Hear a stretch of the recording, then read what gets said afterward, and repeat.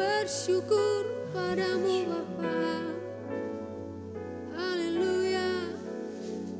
Oh Yesus, terima kasih Bapa, terima kasih Tuhan buat hari ini.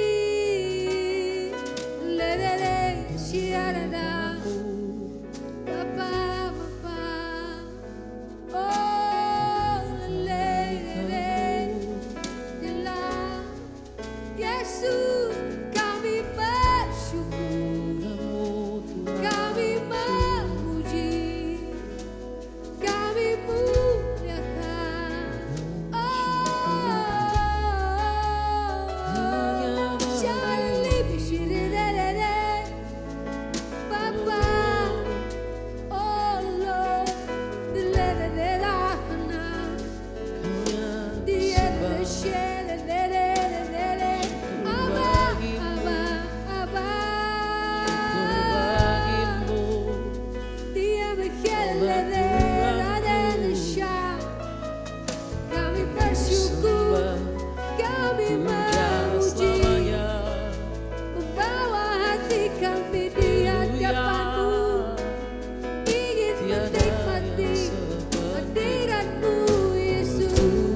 Lele, laki lele, Roh Kudus-Mu Bapa, lawatlah kami, jamahlah kami, penuhi kami.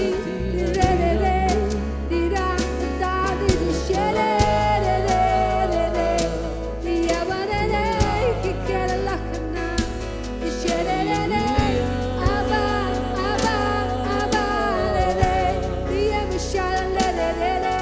Yesus, lagi bersyelele lele, ya hadirat-Mu penuhi kami, penuhi kami. Oh, dia bersyelele la la la. Haleluya, haleluya. Oh, la la la la la. Kami bersyukur buat hadirat-Mu. Kami bersyukur buat Roh Kudus-Mu Bapa. Yebe kisela la la la la la la. Yebe la la la la la la la la.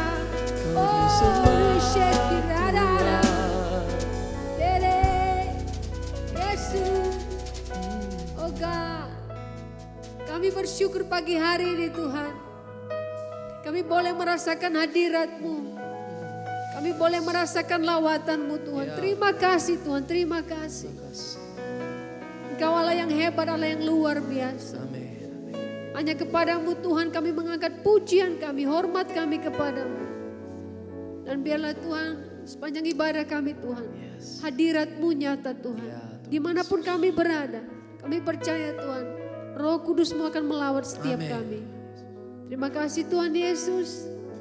Terima kasih Bapa. Segala hormat dan puji kami hanya bagi nama-Mu. Haleluya.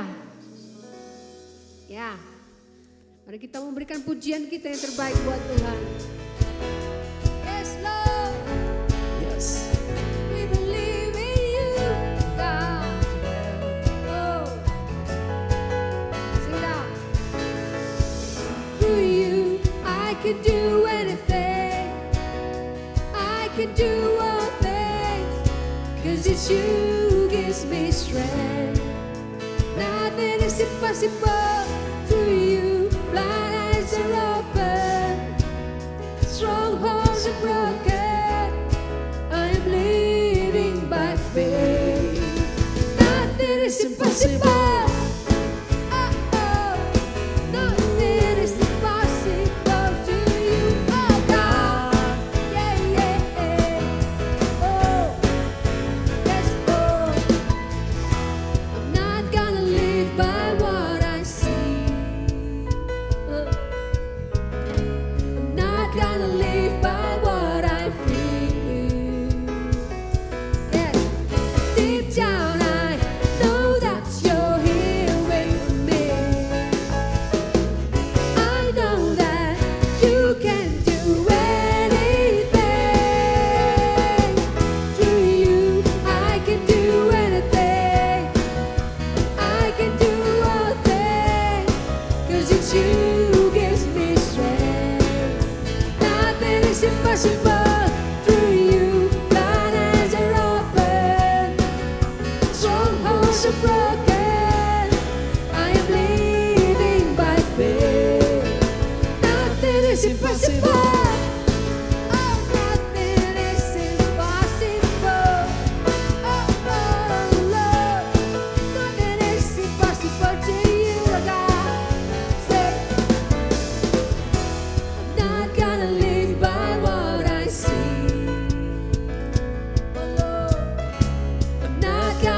live by what I feel.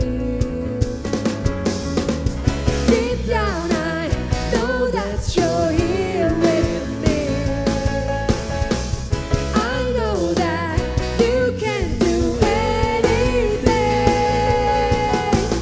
Through you I can do anything. I can do all things, 'cause it's you gives me strength. Nothing is impossible through you. Blind eyes are open, strongholds are broken. I am living by faith. Nothing is impossible. Oh, oh. Nothing is impossible to you, oh God. Oh Lord, and say I believe. Oh, I believe, I believe. Lord, I believe, I believe in you. I believe, I believe.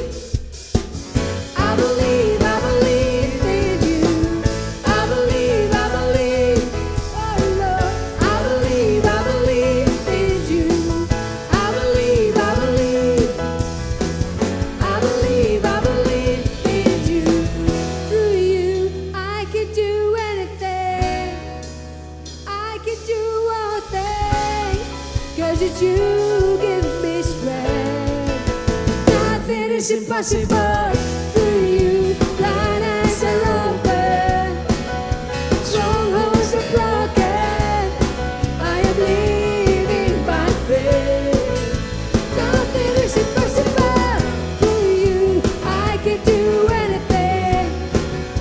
I can do all things, 'cause it's you gives me strength. Nothing is impossible through you. Blind eyes are open, strongholds are broken.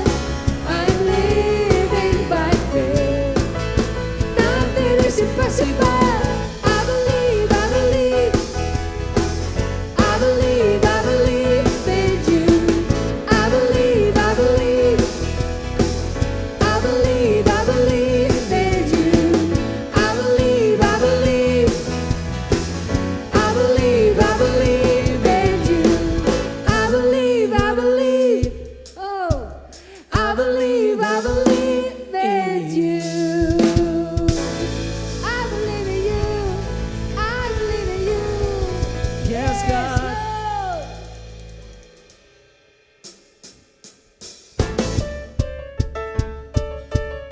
Ya Tuhan, Kaulah perlindungan kami Tuhan, Engkau keselamatan kami. Yes.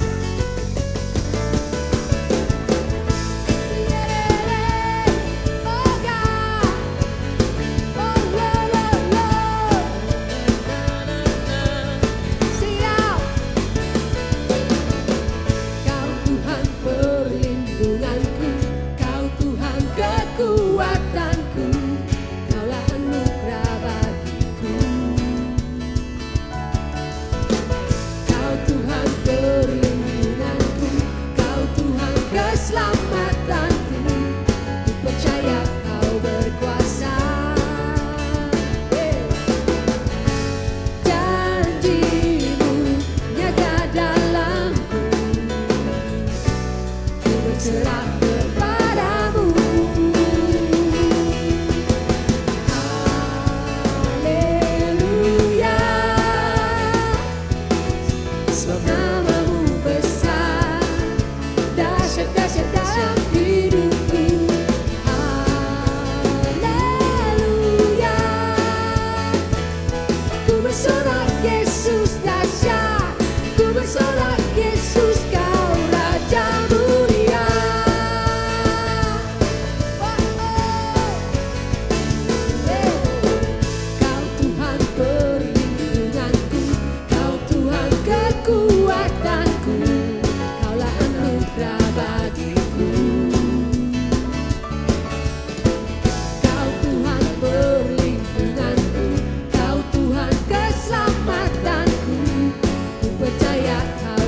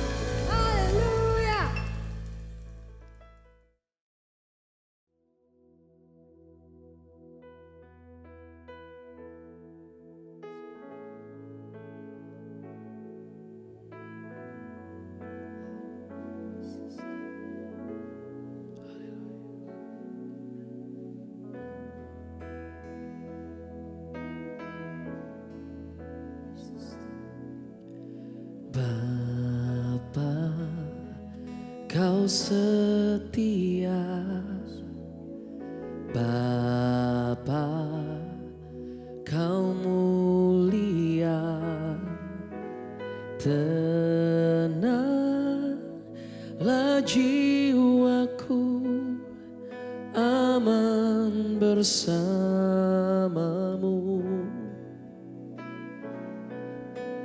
Lebih dari harta, Kaulah segalanya. Tenanglah jiwaku dalam hadirat-Mu.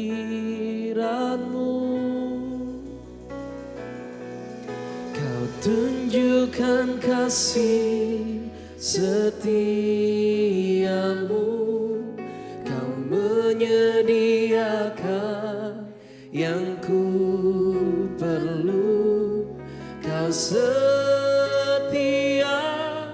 Kau mulia, dulu, sekarang, dan selamanya.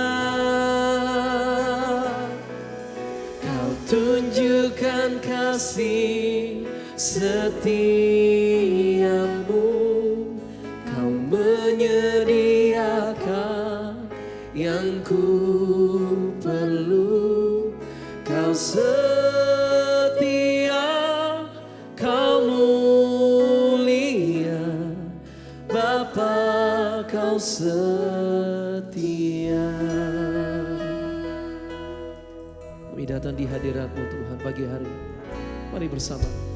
Bapa, Kau setia, Bapa, Kau mulia.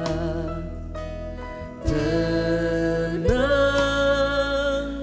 jiwaku, aman bersamamu.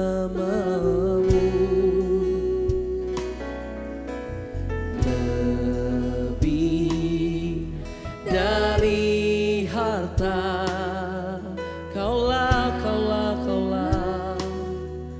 segalanya. Tenanglah jiwaku dalam hadirat-Mu.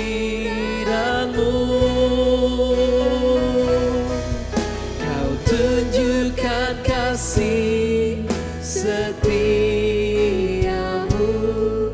Kau menyediakan yang ku perlu. Kau setia, oh Tuhan, Kau mulia, dulu, sekarang, dan selamanya. Ya Tuhan, Kau tunjukkan kasih setiamu, Kau menyediakan yang ku perlu. Kau setia, Kau mulia, Bapa, Kau setia. Kau tunjukkan kasih setiamu Tuhan di tengah-tengah kami. Oh Tuhan, Kau tunjukkan kasih setiamu, Kau menyediakan yang ku perlu. Kau setia, Kau mulia, dulu, sekarang, dan selamanya. Kau tunjukkan kasih setiamu, Kau menyediakan. Benar Tuhan, haleluya. Kau setia, Kau mulia, Bapa, Kau setia. Katakan Dialah yang setia dalam hidup kita. Kau setia,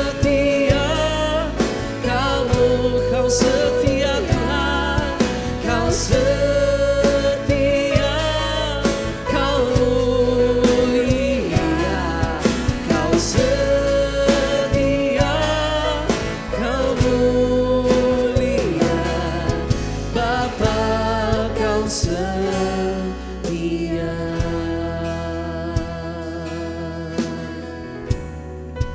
Kau Terima setia, kasih kau setia, Tuhan.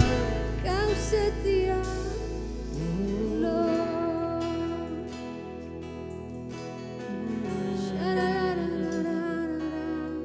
Oh God, oh Lord. Hidupku menggenapi firman-Mu, tanda mujizat sertai tiap langkahku. Kau bersamaku di dalamku, jadi bukti kebesaran-Mu.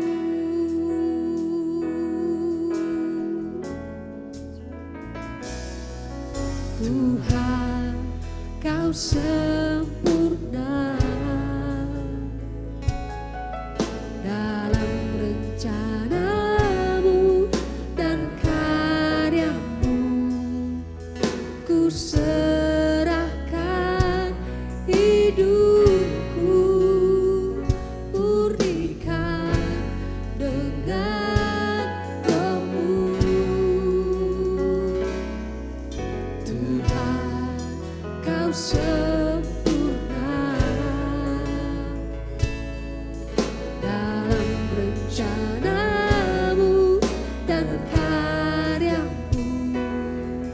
Ku serahkan hidupku, murnikan dengan Roh-Mu. Hidupku menggenapi firman-Mu, tanda mujizat sertai tiap langkahku. Kau bersamaku di dalamku, jadi bukti kebesaran-Mu. Hidupku menggenapi firman-Mu, tanda mujizat sertai tiap langkahku. Kau bersamaku di dalamku, jadi bukti kebesaran-Mu.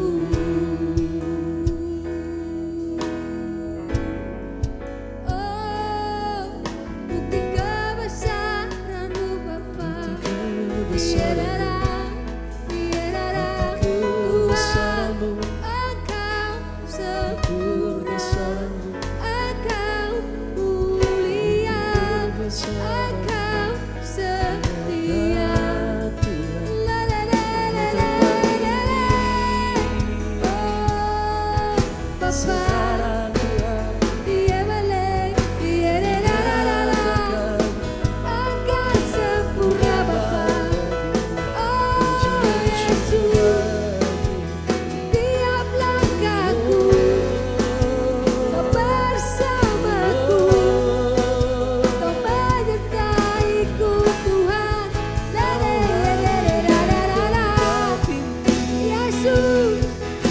sempurna, Engkau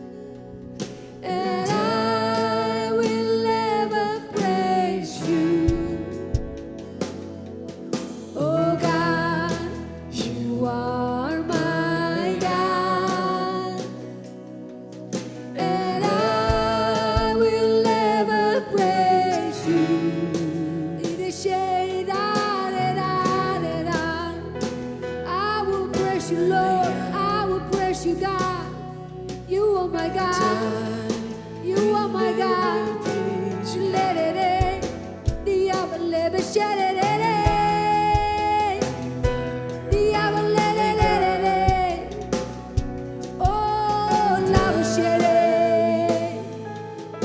diarara, dieberere, oh lava shekirada, abara lebe shala. Engkau Allah yang hebat, Engkau Allah yang besar. Ku selalu memujimu. Kelele kiarada dedede, akani kishere dedela. Engkau Allah yang besar. Kami memujimu ya Tuhan. Kami menyembahmu ya Bapa. Segala kemuliaan hanya bagi namamu. Tiada Allah selain Engkau. Tiada Tuhan selain Engkau. Hari ini Bapa, kami membawa hidup kami kepadamu. Pujian kami, hormat kami hanya kepadamu Yesus. Terima kasih buat lawatanmu, terima kasih buat penyertaanmu. Engkau Allah yang luar biasa. Hanya kepadamu Tuhan kami menyerahkan segalanya. Terima kasih Tuhan Yesus buat hari ini yang telah Engkau beri buat setiap kami. Terima kasih buat damai sejahtera-Mu yang terus menyertai kami. Terima kasih buat Roh Kudus-Mu Tuhan yang terus menuntun kami. Yesus Tuhan, Engkau Allah yang luar biasa. Hidup kami hanya kami serahkan kepadamu. Yesus, firman yang akan segera kami dengar Tuhan. Biarlah bertumbuh Tuhan di dalam hidup kami. Mengubahkan kami, membawa pembaharuan yang baru dalam hidup kami. Dan Engkau berkati Tuhan persembahan yang akan kami berikan. Engkau kuduskan Tuhan. Terima kasih Yesus, terima kasih Bapa. Hormat kami kepadamu, puji kami kepadamu. Hanya kepadamu kami berserah Tuhan. Di dalam nama Yesus kami berdoa dan mengucap syukur, haleluya. Amin. Amin.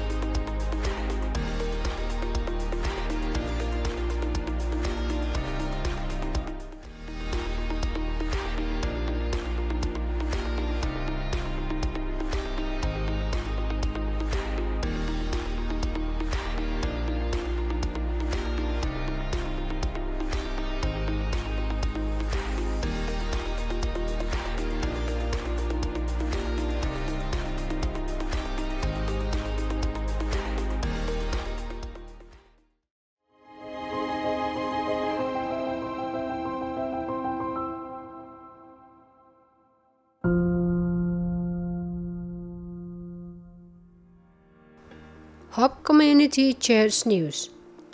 Kami mengucapkan terima kasih untuk persembahan dan persepuluhan yang sudah Anda tabur untuk pekerjaan Tuhan. Tuhan Yesus memberkati. Jika Anda ingin mengetahui informasi seputar kegiatan HCC, Anda bisa mengikuti akun sosial media HCC di Facebook, Instagram, dan YouTube. Mesbah pagi periode 4 telah usai, dan periode 5 akan dimulai pada tanggal 14 Juni hingga 8 Juli. DC minggu ini akan berjalan sesuai dengan jadwal DC. Jika Anda belum terdaftar di DC manapun, Anda bisa mendaftar di DC-DC yang sudah ada atau menghubungi sekretariat kami.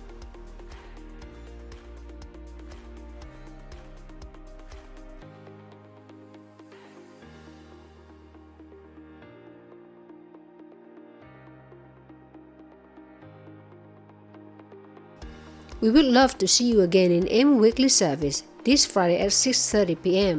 Let's rock! Sunday Service akan dilaksanakan secara onsite atau tatap muka pada tanggal 6 Juni di Spasio Tower, Hall lantai 1 pukul 10 pagi dengan Pastor Henry Low. Syarat dan ketentuan menghadiri ibadah onsite HCC, mendaftar via link yang akan diberikan, sudah divaksin, yang belum vaksin setidaknya dalam keadaan sehat 3 hari sebelum ibadah, selalu memakai masker, menjaga jarak, tidak berkerumun di dalam lift, tidak boleh membawa makanan, tidak bersalaman berpelukan atau berbicara tanpa memakai masker. Persembahan dimasukkan ke dalam kotak persembahan dengan menjaga jarak. Gelas perjamuan kudus dibuang sendiri oleh jemaat setelah selesai ibadah. Jika kuota jemaat onsite penuh, Anda bisa ibadah streaming atau mendaftar untuk ibadah minggu depan. Tidak disarankan untuk membawa anak kecil yang menghadiri ibadah onsite untuk usia 15 tahun ke atas. Ibadah Kemi akan dimulai pada pukul 12 siang hari ini melalui channel YouTube. Demikian HCC News hari ini. Tuhan Yesus memberkati.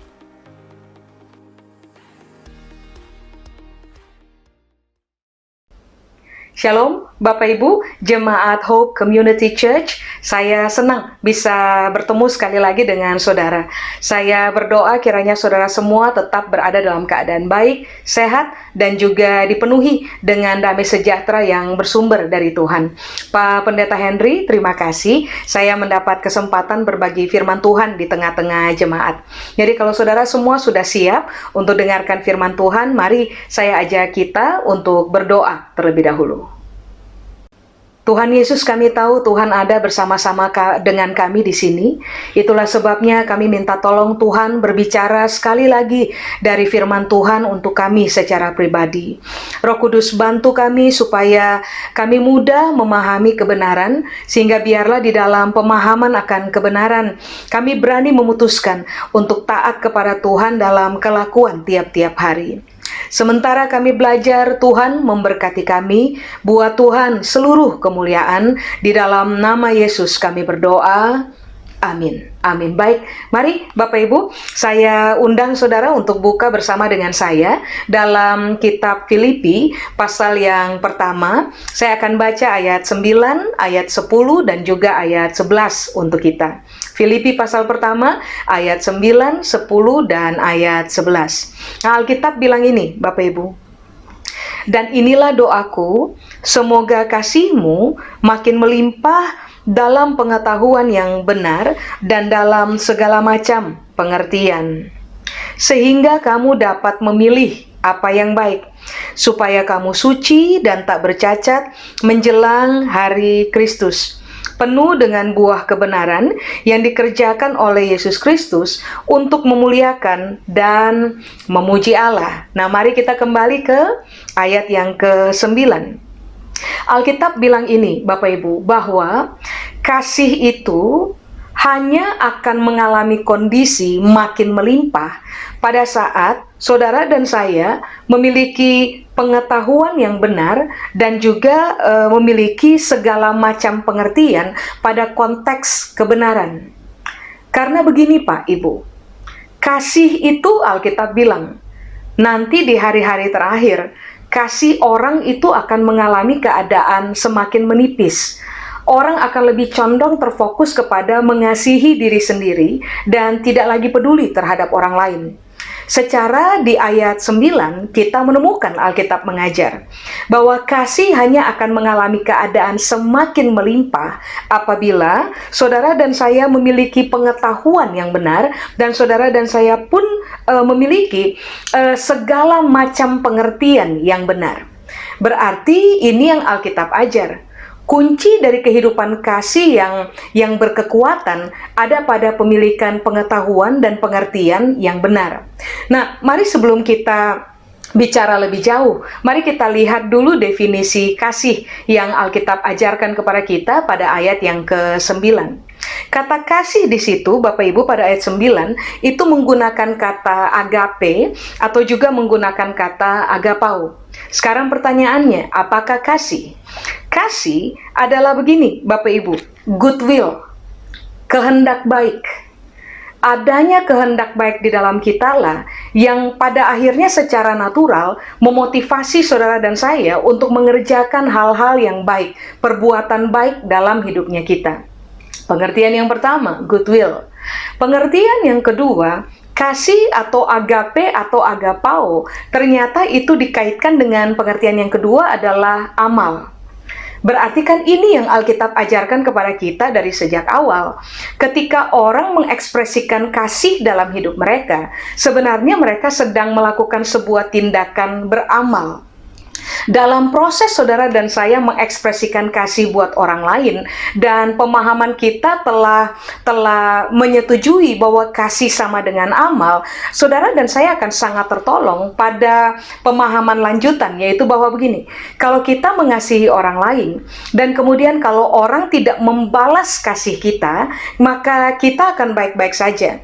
Kita tidak akan take it personal, kita tidak akan tersinggung, kita tidak akan marah, karena waktu kita menyatakan kasih kepada orang lain dan orang lain tidak membalas perbuatan kasihnya kita. Sebab dari awal kita sudah tahu bahwa kasih atau agape atau agapao bukan hanya ternyata berkaitan dengan goodwill, tetapi juga berkaitan dengan sebuah tindakan beramal.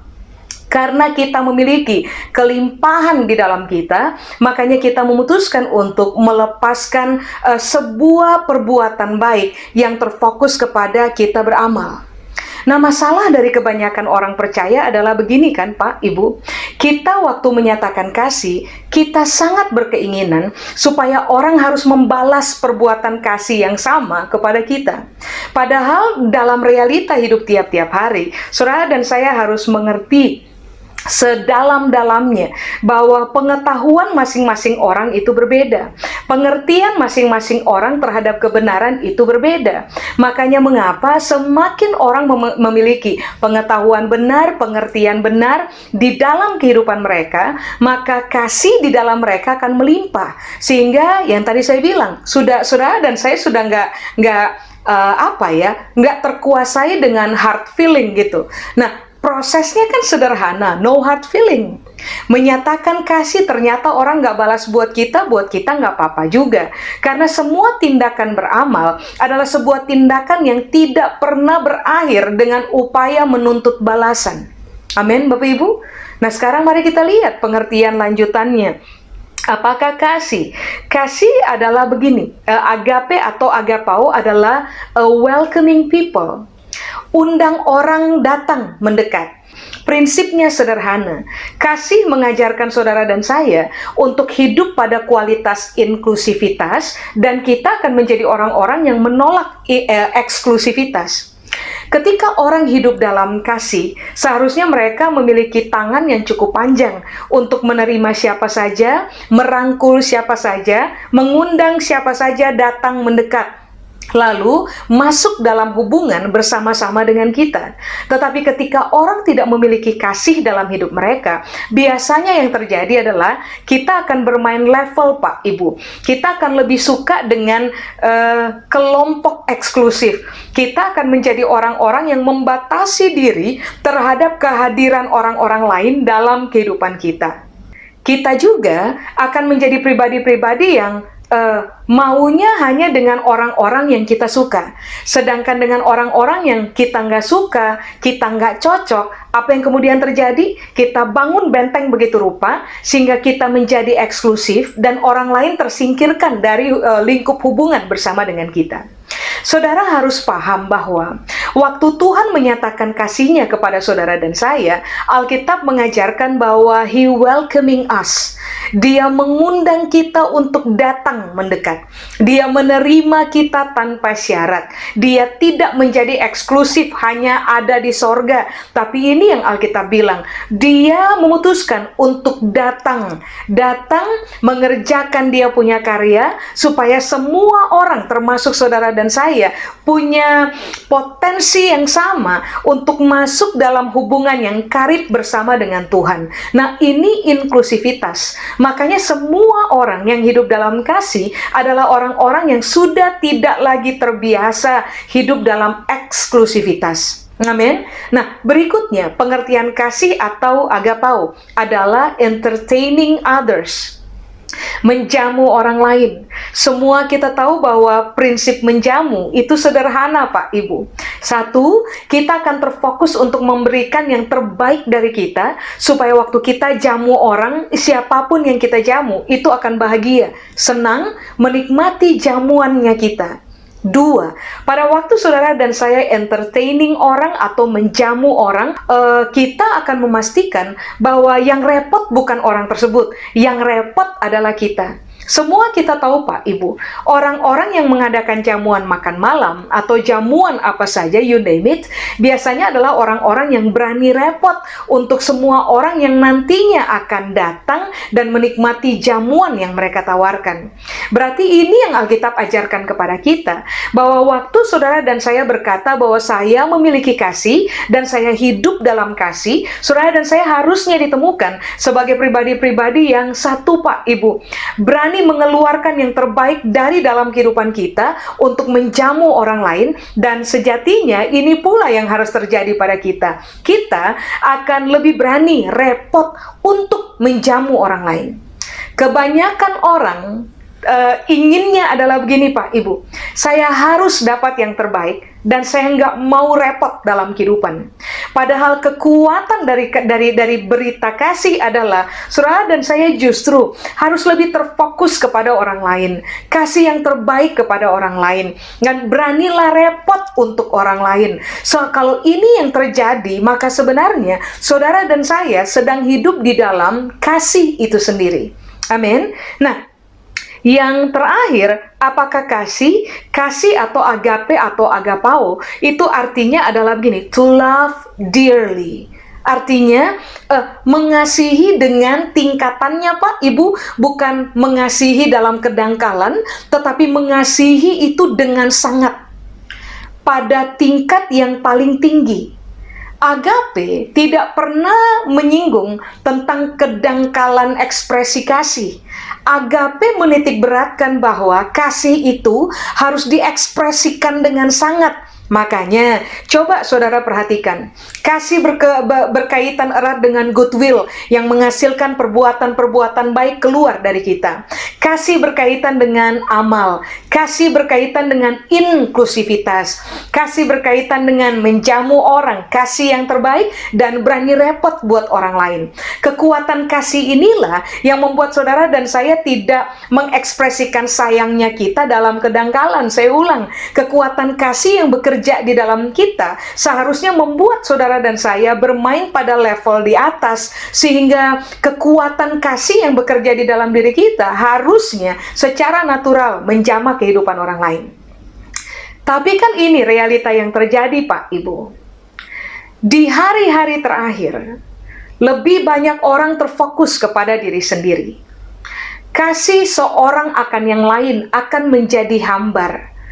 Saya ulang, kita akan lebih terfokus kepada diri sendiri, tentang orang lain EGP, emang gue pikirin gitu. Tentang bagaimana orang lain hidup, terserah orang. Yang penting tentang saya.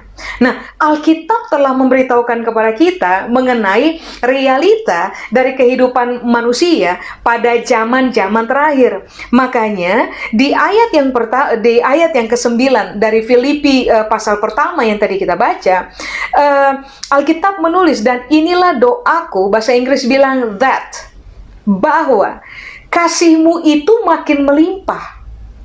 Sekalipun kita paham bahwa di hari-hari terakhir, kasih seorang akan yang lain itu akan mengalami kedangkalan, tetapi rupa-rupanya Alkitab bilang ada potensi untuk membuat kasih dalam saudara dan saya punya kehidupan, itu mengalami keadaan melimpah. Kita tidak akan kekurangan kasih. Kita tidak akan terfokus kepada diri sendiri, Pak, Ibu, dalam kaitannya dengan kasih. Karena saudara dan saya memiliki kelimpahan kasih, makanya saudara dan saya akan punya potensi hebat untuk pada akhirnya mengekspresikan kekuatan kasih kepada orang lain. Nah, mari kita lihat dulu apa arti dari kata melimpah. Dalam bahasa Yunani, kata melimpah itu menggunakan kata periseo. Periseo atau melimpah itu arti yang pertama adalah begini, Bapak Ibu, berlimpah dan tetap ada. Kalau berlimpah dan tetap ada, berarti dengan jelas ini yang Alkitab berupaya kasih tahu kepada kita, bahwa kasih di dalam diri kita itu tidak akan mengalami pengurangan. Sudah pengertian yang pertama. Pengertian yang kedua, kata periseo itu digambarkan dengan istilah begini, Bapak Ibu. Kuncup, bunga yang kuncup, mengalami peningkatan. Lama-lama dia akan terbuka, sampai mekar sepenuhnya. Nah, itu periseo. Orang ketika hidup di dalam kasih, Alkitab bilang, saudara dan saya punya potensi untuk mengalami kasih yang terus-menerus meningkat di dalam kita. Pengertian yang ketiga, apakah melimpah atau periseo? Nah, menariknya, pengertian yang ketiga bilang begini, melebihi ukuran standar. Jadi kan Alkitab bilang begini, ketika kebanyakan orang kasih dalam diri mereka tambah lama tambah surut, maka kasih di dalam kehidupan saudara dan saya tambah lama tidak akan tambah surut, Pak, Ibu. Tambah lama Alkitab bilang ini akan mengalami peningkatan, akan berlimpah, akan tetap ada, bahkan kasih di dalam diri kita akan melebihi ukuran standar. Makanya menggunakan kata melimpah. Kalau bermain hanya pada ukuran standar, maka tidak pernah akan ada kata melimpah. Nah, kasih model ini hanya akan bisa terjadi dalam kehidupan saudara dan saya apabila ayat 9 Alkitab bilang, saudara dan saya memiliki pengetahuan akan kebenaran, dan saudara dan saya pun memiliki segala macam pengertian di dalam kebenaran. Ulang dari awal. Semua orang di hari terakhir akan mengalami degradasi kasih. Hal penting apa, atau lebih tepatnya, hal inti apa yang saudara dan saya harus putuskan untuk mengejarnya, hidup di dalamnya, mencarinya dengan sungguh-sungguh. Alkitab bilang, saudara dan saya harus mencari, mendesak diri sendiri untuk memiliki pengetahuan akan kebenaran dan memiliki segala macam pengertian akan kebenaran. Sebab dua hal ini, pengetahuan dan pengertianlah yang akan membuat kasih di dalam diri saudara dan saya mengalami keadaan melimpah. Tanpa pengetahuan akan kebenaran, tanpa pengertian akan kebenaran, saudara dan saya lihat saja, lama-lama yang akan terjadi adalah saudara dan saya akan mengalami menyusutnya, menurunnya, hilangnya kekuatan kasih seorang akan yang lain. Kehilangan kekuatan kasih suami terhadap istri, istri terhadap suami, orang tua terhadap anak, demikian sebaliknya, teman antar teman, saudara antar saudara, orang-orang dalam lingkup pelayanan. Kita akan mengalami degradasi kasih selama, Pak, Ibu, selama saudara dan saya tidak mengejar pengetahuan akan kebenaran dan juga segala macam pengertian akan kebenaran. Jadi kan sekarang ini yang Alkitab ajar.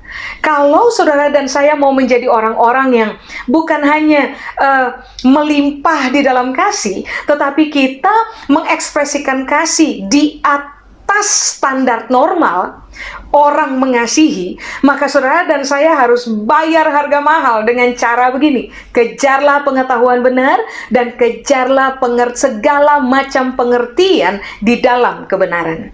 Amin. Baru dengan cara itu tuh, kasih akan melimpah di dalam kita. Mari kita jujur dulu Pak, Ibu. Ada banyak orang yang sudah menikah. 5 tahun, 10 tahun, 15 tahun, 20 tahun, dan 25 tahun, atau lebih dari 25 tahun. Coba cermati. Terbanyak hari ini, orang berkata, sudah tidak ada lagi kasih di dalam diri saya terhadap istri saya. Sudah tidak ada lagi kasih di dalam diri saya terhadap suami saya. Karena persoalan yang datang bertubi-tubi, salah atau beda pendapat seorang akan yang lain. Proses-proses berat yang kita hadapi bersama, pertengkaran, ketidaksetujuan, apalagi you name it, isu di dalam keluarga yang terjadi berkali-kali, kata-kata tidak menyenangkan, kata-kata yang menyakiti, sehingga pada akhirnya bisa membuat istri pahit, suami pahit, anak-anak pahit. Maka di dalam rumah kasih akan tambah lama berkurang dan berkurang dan berkurang, sehingga yang kemudian menjadi bahasa yang terjadi di dalam hubungan seorang akan yang lain adalah begini, bahasa yang saling menyakiti, saling menjatuhkan, saling merendahkan, tidak ada penghormatan seorang akan yang lain. Kalau hal ini terjadi di dalam rumahnya kita, seorang akan yang lain sudah mengalami degradasi kasih di dalam diri. Nah, ini yang Alkitab bilang, berarti saudara dan saya punya masalah dasar adalah kita kurang pengetahuan akan kebenaran, dan kita pun kurang segala macam pengertian di dalam kebenaran. Makanya tadi saya bilang kepada Bapak dan Ibu, kalau ada hal utama, inti, yang harus saudara dan saya kejar hari-hari terakhir ini pada realita, kasih dalam diri manusia semakin surut, semakin hambar. Pada titik ini saudara dan saya harus fight for our life. Kita harus berjuang untuk hidupnya kita. Kita harus berjuang untuk hubungan apapun yang kita terlibat di dalamnya. Bagaimana cara kita berjuang supaya kasih dalam diri kita jangan menyurut, jangan sampai pada akhirnya hilang sama sekali. Saudara dan saya harus berani berjuang untuk mendapatkan pengetahuan akan kebenaran dan dikuasai dengan segala macam pengertian akan kebenaran. Amin. Bapak Ibu, sayangilah suami saudara, sayangilah istri saudara, sayangilah keluarga saudara, pertahankan keluarga yang saudara punya. Jangan biarkan degradasi kasih di dalam kita pada akhirnya membuat keluarga yang kita hidup di dalamnya mengalami keretakan, lalu kemudian hancur, lebur, rusak begitu saja. Ingat ini baik. Keluarga adalah mandat ilahi bagi kehidupan saudara dan saya. Sebagai orang-orang yang percaya kepada kemahakuasaan Tuhan, dan juga sebagai orang-orang yang percaya betul atas pemerintahan Tuhan dalam kehidupan kita, saudara dan saya tidak boleh menjadi orang-orang yang pesimis terhadap kekuatan kasih dalam hubungan, terhadap kekuatan kasih dalam keluarga kita. Apa yang kemudian saudara dan saya harus fight for adalah kejar pengetahuan kebenaran, kejar segala macam pengertian akan kebenaran, supaya pada akhirnya saudara dan saya akan membangun kehidupan kita di atas landasan yang benar, yang akan pada akhirnya membuat kasih di dalam kita yang mungkin saja hari ini telah mengalami degradasi akan mengalami realita kelimpahan. Kasih di dalam diri kita akan, Alkitab bilang apa tadi? Mengalami peningkatan, akan berlimpah dan tetap ada. Kasih di dalam diri kita akan melebihi ukuran standar. Kalau orang bilang, udah nggak ada kasih di dalam saya, udah nggak bisa komunikasi lagi, kasih nggak ada. Siapa bilang? Alkitab sudah ajar, kejar pengetahuan benar, kejar pengertian benar, sebab kasih itu akan mengalami keadaan increase. Kasih itu akan mengalami keadaan ditingkatkan, dimunculkan kembali sampai melimpah-limpah, tetap ada pada kondisi melebihi standar normal. Amin, Bapak Ibu. Nah, mari sekarang kita lihat dulu apa yang dimaksud dengan pengetahuan. Sebab ini penting untuk saudara dan saya punya. Pengetahuan kalau dalam bahasa Yunani menggunakan kata epignosis. Apakah epignosis? Epignosis itu artinya adalah begini. Pengetahuan benar yang ditemukan dan dipahami. Bagaimana kita bisa bertemu dengan pengetahuan benar? Tentu saja Tuhan di dalam kekuatan kasih karunia-Nya akan menyingkapkan rahasia pengetahuan benar buat kita. Nah, bagaimana mungkin kita bisa memahami rahasia dari pengetahuan Tuhan dalam hidup kita? Roh Kudus ada, Pak, Ibu. Roh Kudus akan mengajar kita, menolong kita, supaya pada akhirnya saudara dan saya bukan hanya tahu tentang kebenaran, tetapi memahami kebenaran. Nah, ini epignosis. Ini adalah pengetahuan. Ini dasar yang saudara dan saya harus punya. Sebab begini, Pak, Ibu.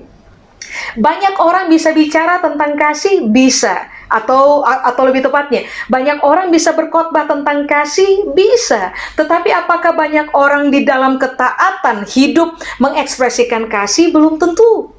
Sebab begini, tahu saja tanpa memahami, tidak akan pernah ada langkah lanjutan, yaitu ketaatan.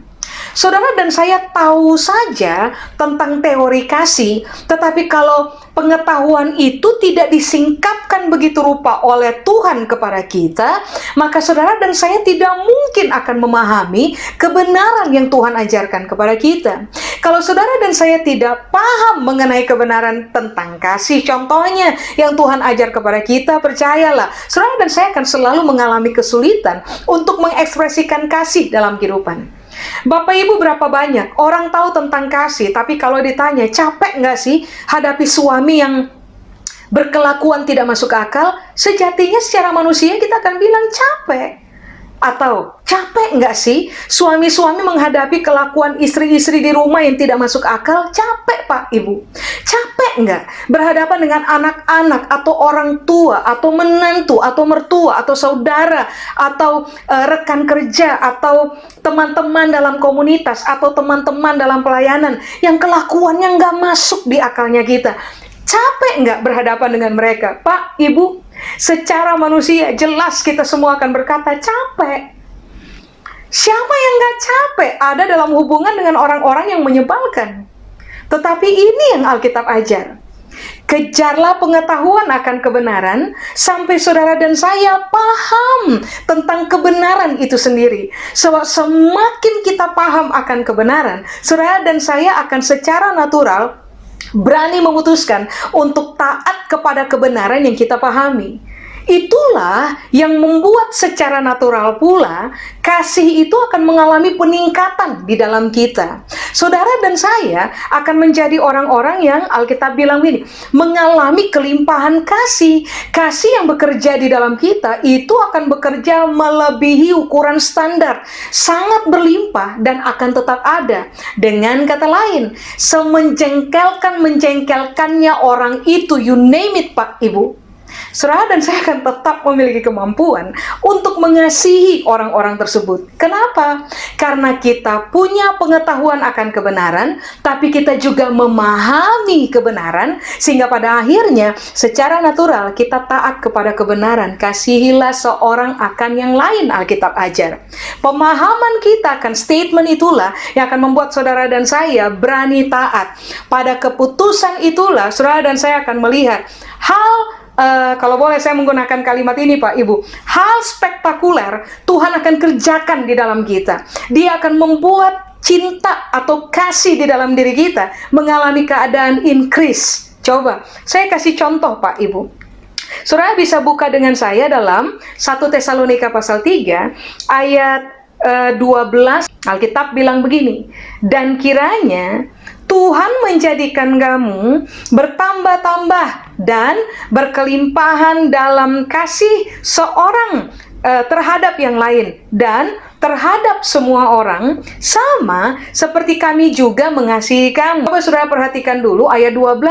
Kalau saudara punya Alkitab terjemahan bahasa Inggris, Alkitab bilang begini, "And may the Lord God make your love increase and overflow." Cuma Tuhan yang bisa punya kemampuan membuat cinta atau kasih dalam diri saudara dan saya mengalami keadaan increase and overflow. Amin. Makanya kenapa orang harus kejar pengetahuan akan kebenaran. Sampai waktu kita mempelajari kebenaran, kita paham dengan kebenaran. Pemahaman kita akan kebenaranlah yang secara natural menggiring kita kepada ketaatan. Ketaatan akan kebenaran membuat Tuhan sangat leluasa untuk make your love increase and overflow. Membuat kasih di dalam saudara dan saya mengalami peningkatan, mengalami keadaan berlimpah di atas, di luar ukuran standar, dan kasih yang bekerja dalam diri kita secara berlimpah itu akan tetap ada. Kalau secara yang lain mengalami degradasi kasih dalam hidup mereka, saudara dan saya tidak akan mengalami degradasi kasih. Karena kita hebat? Bukan. Karena ada pengetahuan akan kebenaran di dalam diri kita yang Tuhan telah tolong kita untuk memahaminya. Sehingga pada akhirnya saudara dan saya akan mudah hidup di dalam mengasihi seorang akan yang lain. Amin. Itu pengetahuan. Nah, sekarang mari kita lihat arti dari kata pengertian. Pengertian dalam bahasa Yunani itu menggunakan kata aistesis. Apakah aistesis? Aistesis atau pengertian itu artinya adalah begini. Persepsi, kearifan, penilaian, kecerdasan, ketajaman moral dalam hal-hal yang etis. Jadi Alkitab lagi bilang, kalau saudara mau kejar sesuatu dalam hidup, kejarlah pengetahuan akan kebenaran yang bersumber dari firman Allah, tapi kejarlah juga pengertian akan kebenaran yang bersumber dari firman Allah. Ulang, apakah pengertian? Persepsi. Saudara dan saya harus berinteraksi dengan kebenaran firman Tuhan begitu rupa supaya terbangun persepsi benar di dalam saudara dan saya. Cara kita menilai segala sesuatu akan berbeda. Kedua, kita akan ditemukan sebagai orang-orang yang lebih arif, lebih bijaksana. Lalu kemudian saudara dan saya akan menjadi orang-orang yang lebih cerdas. Cerdas dalam kekuatan objektif. Dan saudara dan saya pun akan dikenal sebagai orang-orang yang moralitasnya tajam. Untuk menentukan ini etis dan ini nggak etis. Etisnya adalah kasihi istri, etisnya adalah hormati suami, etisnya adalah bapak-bapak jangan sakiti hati anak-anak supaya jangan tawar hatinya mereka. Nah, itulah sebabnya kenapa Alkitab bilang punya pengetahuan dan pengertian itu inti, supaya pada akhirnya kasih dalam diri saudara dan saya akan mengalami kelimpahan. Sebab begini Pak, Ibu, kalau saudara dan saya sudah memiliki pengertian dan juga pengetahuan akan kebenaran, ternyata begini, kasih dalam diri kita akan melimpah. Sudah? Kenapa itu terjadi? Sebab di ayat 10 Alkitab bilang, siapapun punya pengertian dan pengetahuan akan kebenaran di dalam diri mereka, yang terjadi adalah kamu dapat memilih apa yang baik. Ingat loh, persepsi itu menentukan pilihan. Persepsi salah, pilihan salah. Persepsi benar, pilihan benar. Makanya tadi kenapa ini yang Alkitab ajarkan kepada kita. Saudara dan saya harus kejar pengetahuan akan kebenaran sampai kita paham. Lalu, saudara dan saya harus membangun persepsi benar dalam diri kita. Sehingga pada waktu kita menilai segala sesuatu, penilaian kita benar. Penilaian kita objektif. Kita menjadi orang-orang yang jauh lebih bijaksana. Kita juga menjadi orang-orang yang cerdas dalam realita objektif. Lalu mari saya ulang, ketajaman moralnya kita itu bicara kuat sekali, sehingga kita akan tahu mana etis, mana nggak etis. Makanya ayat 10 bilang, kalau kamu punya pengetahuan yang benar, punya pengertian yang benar, Alkitab bilang ini, kamu akan dapat memilih apa yang baik. Nah, kata memilih di situ, Bapak Ibu, memilih, Alkitab bahasa Yunani bilang dokimaso. Dokimaso, kamu dapat memilih apa yang baik, itu artinya ini, kamu akan bisa menguji yang baik yang mana. Kamu akan bisa membuktikan yang baik yang mana. Lalu kamu akan bisa menyetujui yang baik yang mana. Coba perhatikan Pak Ibu, ketika orang tidak memiliki pengetahuan akan kebenaran dan ketika orang tidak memiliki pengertian akan kebenaran, yang terjadi adalah untuk menguji sesuatu itu benar atau salah, kita tidak akan mampu. Untuk bisa membuktikan mana benar dan mana yang salah, kita akan kehilangan ketajaman. Untuk bisa pada akhirnya menyetujui mana yang benar dan mana yang salah, kita akan kehilangan ketajaman. Kehilangan ketajaman untuk bisa menguji, membuktikan, dan menyetujui mana yang baik dan mana yang tidak baik. Kehilangan ketajaman terhadap hal inilah yang membuat saudara dan saya gampang mengalami degradasi kasih di dalam kita. Makanya kenapa Alkitab bilang kamu harus punya pengetahuan akan kebenaran, kamu harus punya pengertian akan kebenaran, supaya kamu dapat menguji, kamu dapat membuktikan, dan kamu dapat menyetujui bahwa ini benar, ini tidak benar. Yang benar saya ambil, yang tidak benar saya buang. Makanya Alkitab bilang, dikaitkan itu, kamu dapat memilih apa yang baik. Kata baik di situ bahasa Yunani bilang diafero. Diafero tuh artinya adalah begini, kamu dapat memilih yang lebih baik. Ada yang baik, ada yang lebih baik. Waktu kamu memiliki pengetahuan akan kebenaran dan pengertian akan kebenaran, maka kamu akan bisa menguji, membuktikan, menyetujui apa yang lebih baik. Orang seringkali bilang gini, komunikasi di antara kami udah nggak bisa jalan. Suami dan istri pada akhirnya memutuskan untuk kita urus cerai aja, karena di antara kita udah nggak cocok. Tapi ini yang Alkitab bilang. Waktu saudara dan saya memiliki pengetahuan akan kebenaran, saudara dan saya memiliki pengertian akan kebenaran, persepsi yang terbangun di dalam kita adalah persepsi yang benar. Hal yang akan terjadi adalah saudara dan saya akan ditemukan sebagai orang-orang yang bisa menguji, bisa membuktikan, dan bisa menyetujui bahwa begini, yang akan saya pilih adalah yang lebih baik. Lebih baik mana? Bercerai atau tidak bercerai? Lebih baik mana? Bertengkar atau tidak bertengkar? Lebih baik mana? Mengasihi atau berhenti mengasihi? Waktu saudara dan saya memiliki pengetahuan dan juga pengertian akan kebenaran, saudara dan saya akan memiliki kemampuan untuk memilih apa yang jauh lebih baik. Nah, kata baik atau diafero artinya adalah begini, lebih bernilai, lebih hebat, lebih unggul. Apa yang lebih baik, lebih bernilai, lebih hebat, lebih unggul, sesuatu yang berbeda dari yang lain. Kalau orang lain menyerah dalam hubungan mereka, kita enggak, Pak, Ibu. Sebanyak-banyaknya masalah dalam hubungan apapun yang kita terlibat di dalamnya, saudara dan saya yang memiliki pengetahuan akan kebenaran, pengertian akan kebenaran, kita tidak akan menyerah, Pak, Ibu. Dalam masalah pada sebuah hubungan, kalau orang lain memilih putus, kita nggak memilih untuk putus, Pak, Ibu. Kita akan memilih untuk terfokus, hubungan ini harus pulih. Makanya kenapa Alkitab bilang, siapapun punya pengetahuan dan pengertian akan kebenaran, kasih dalam diri mereka akan semakin melimpah. Kenapa itu bisa terjadi? Karena pada akhirnya, saudara dan saya bisa punya persepsi benar untuk membuat pilihan-pilihan benar. Pilihan yang jauh lebih baik, pilihan yang jauh lebih hebat, pilihan yang berbeda dari pilihan yang orang lain mainkan, pilihan yang jauh lebih bernilai. Nah, itu akan kita mainkan dalam hidupnya kita, Pak, Ibu. Kalau ini terjadi, selamat.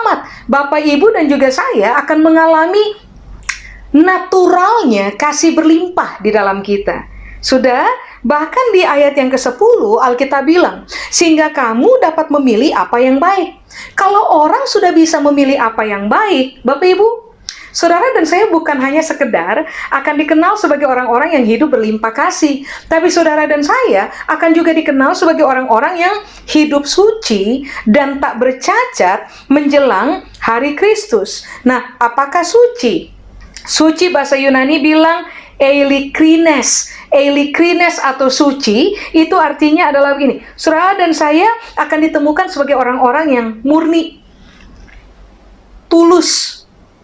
Saudara dan saya juga akan ditemukan sebagai orang-orang yang mampu. Suci itu artinya begini, mampu untuk membedakan segala sesuatu berdasarkan pertimbangan mental atau cara berpikir yang benar. Makanya wajarlah siapapun yang punya pengetahuan akan kebenaran dan pengertian akan kebenaran, mereka sanggup membuat, apa tadi? Ayat 10 bilang, kamu dapat memilih apa yang baik, lalu kenaturalannya adalah, kamu akan suci. Kamu akan jadi orang yang murni, kamu akan jadi orang yang tulus. Mengasihi udah nggak dibuat-buat, Pak, Ibu. Kita nggak munafik, kita nggak di depan mengasihi, di belakang tusuk dari belakang. Nggak begitu, Pak, Ibu. Kita akan ditemukan sebagai orang-orang yang waktu mengasihi tulus aja, murni aja. Nah, itu suci, Alkitab bilang. Kenapa kita bisa mengasihi murni dan tulus? Sebab kita memiliki kemampuan untuk membedakan segala sesuatu berdasarkan pertimbangan mental atau pertimbangan dari cara berpikir. Nah, itu suci tuh. Nah, tak bercacat. Tak bercacat bahasa Yunani bilang aproskopos. Aproskopos tuh artinya begini. Saudara dan saya akan batal melakukan pelanggaran. Tak bercacat tuh artinya batal melakukan pelanggaran. Pelanggaran bicara di depan matanya kita. Kita bisa tuh langsung mengerjakan pelanggaran. Seperti yang tadi saya bilang. Sudahlah, kita udah nggak nyambung. Pisah aja lebih baik. Tapi, waktu saudara dan saya punya pengetahuan akan kebenaran, punya pengertian akan kebenaran, kasih dalam diri kita semakin melimpah. Kita tahu bagaimana memilih dengan benar.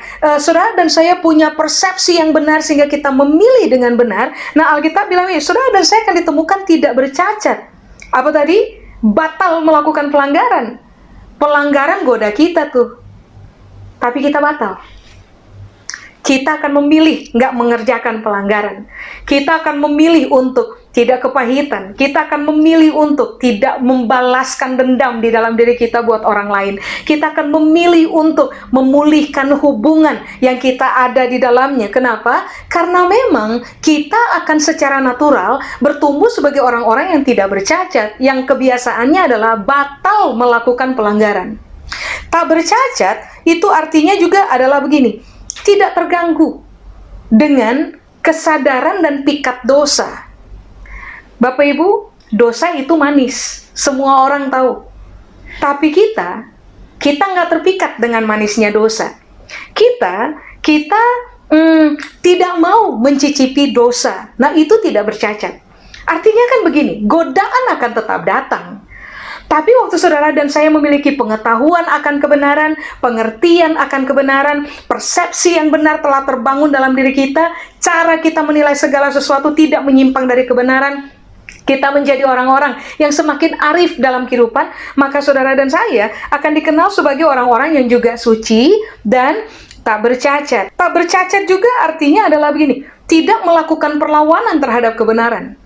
Berarti Alkitab bilang, semua orang yang punya pengetahuan benar, pengertian benar, maka mereka tidak akan menjadi orang-orang yang melawan kebenaran itu sendiri. Makanya tadi saya bilang, semakin orang paham kebenaran, mudah bagi mereka untuk taat kepada firman Allah. Kalau saudara dan saya terbiasa hidup suci, terbiasa hidup tak bercacat, nah ini yang Alkitab bilang di ayat 11. Saudara dan saya akan penuh dengan buah kebenaran yang dikerjakan oleh Yesus Kristus untuk memuliakan dan memuji Allah. Jadi Alkitab bilang, kalau saudara dan saya hidup di dalam keadaan kasih berlimpah, saudara dan saya akan menjadi orang-orang yang suci, tidak bercacat. Pada titik itu saudara dan saya akan menghasilkan buah-buah kebenaran. Buah sama dengan karpos. Karpos sama dengan buah yang sudah siap untuk dipetik. Artinya, kalau buah itu udah siap untuk dipetik, pada waktu petik yang benar, buah itu akan manis. Semua buah yang dipetik sebelum waktunya, itu kalau tidak pahit pasti kecut, Pak Ibu, asam. Tapi buah yang dipetik karena memang sudah waktu yang tepat untuk dipetik, biasanya pasti manis. Sudah? 2. Karpos atau buah berkaitan erat dengan begini, keteladanan. Jadi coba Alkitab itu mengkaitkan ini loh Pak Ibu. Kasih, hidup suci, hidup tidak bercacat, hidup berbuah dalam kebenaran, dengan begini, memiliki pengetahuan yang benar dan memiliki pengertian yang benar. Siapa saja memiliki dua hal itu, mereka akan sanggup memilih apa yang baik. Mereka akan menjadi orang-orang yang terbiasa hidup suci dan tidak bercacat. Hasil yang kemudian terjadi adalah mereka akan menjadi orang-orang yang menghasilkan buah yang manis yang bisa dinikmati oleh Tuhan dan juga bisa dinikmati oleh orang lain. Saudara dan saya akan menghasilkan keteladanan dalam kehidupan kita. Lalu begini, saudara dan saya akan mengalami peningkatan kasih di dalam kita, kelimpahan kasih di dalam kita, dan kasih yang berlimpah di dalam kita itu akan tetap ada. Amin. Saya selesai, Bapak Ibu. Mari kita berdoa. Saya berdoa, Tuhan, kiranya kami semua menjadikan prioritas mengejar pengetahuan benar, mengejar pengertian benar dengan cara merenungkan firman Allah sebagai prioritas inti dalam hidup kami. Supaya masalah apapun dalam hubungan kami akibat ketiadaan kasih atau degradasi kasih itu dapat terselesaikan. Karena hari ini kami tahu, waktu kami memiliki pengetahuan akan kebenaran dan pengertian yang benar, maka kasih dalam diri kami akan melimpah. Kami akan semakin tahu bagaimana memilih dengan benar. Hidup kami akan semakin suci, tidak bercacat, dan menghasilkan buah-buah benar dalam kehidupan. Kami berdoa biarlah pada akhirnya, kemanapun kami pergi, dimanapun kami berada, dengan siapa saja kami berinteraksi, orang bisa melihat kasih Kristus dengan sangat nyata, berlimpah ada dalam hidup kami. Biarlah waktu kami mengasihi orang dengan ukuran yang melampaui standar pada umumnya. Karena kami telah mengalami kelimpahan kasih, karya Tuhan kerjakan dalam hidup kami. Karena kami punya pengetahuan benar dan juga pengertian benar saat kami merenungkan firman Tuhan. Seluruh kebenaran ini Tuhan materaikan dalam pertimbangan kami, perenungan kami, seumur hidup kiranya kami dikenal sebagai pelaku-pelaku kebenaran dan bukan hanya pendengar saja. Saya berdoa untuk hubungan suami dan istri. Kiranya hubungan saudara dikuasai oleh kelimpahan kasih. Untuk orang tua dan anak, kiranya hubungan saudara dipenuhi dengan kelimpahan kasih. Untuk hubungan apapun yang saudara ada di dalamnya, kiranya di dalam hubungan itu terjadi kelimpahan kasih. Berkat-Mu menyertai kami turun-temurun. Kepada Tuhan seluruh kemuliaan. Di dalam nama Yesus kami berdoa. Amin. Tuhan Yesus memberkati Bapak Ibu.